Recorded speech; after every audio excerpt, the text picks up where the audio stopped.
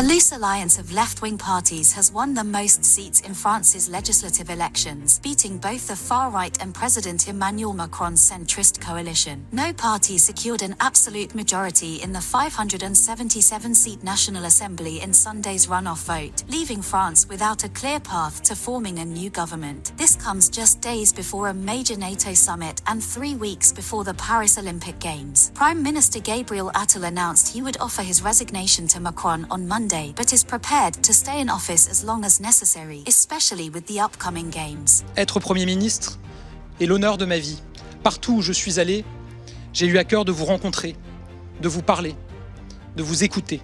Tout ce que vous m'avez dit m'a fait réfléchir. Le lien que nous avons tissé est ce que j'ai de plus précieux. Ce soir, la formation politique que j'ai représentée dans cette campagne, quand bien même elle a réalisé un score 3 fois supérieur à ce qui était prédit ces dernières semaines, ne dispose pas d'une majorité. Ainsi, fidèle à la tradition républicaine et conformément à mes principes, je remettrai demain matin ma démission au président de la République.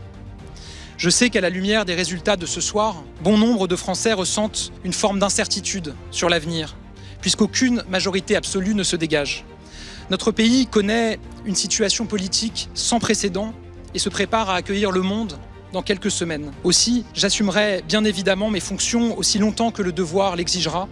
Il ne peut en être autrement à la veille d'échéances si importantes pour notre pays. Sens du devoir et respect de la souveraineté du peuple, voilà l'image que je me fais des fonctions de Premier ministre. The new Popular Front, formed last month after Macron called snap elections, united the Socialists, Greens, Communists, and the hard-left France Unbowed. This left-wing group took 177 seats, while Macron's Ensemble won 148 seats, and Marine Le Pen's National Rally secured 142 seats. Left-wing supporters gathered in République Square in Paris to celebrate, lighting flares, playing drums, and chanting, "We've won, we've won." Jean-Luc Mélenchon, leader of France Unbowed, demanded that the left be allowed to form a government, stating that the united left had foiled the trap set for the country. National Rally led after the first round on June 30th, with opinion polls predicting it would be the largest party in parliament. However, the final results fell short of their expectations. President Macron's office acknowledged the results, emphasizing respect for the sovereign choice of the French people. Marine Le Pen, considering a fourth presidential run in 2027, said the outcome had laid the groundwork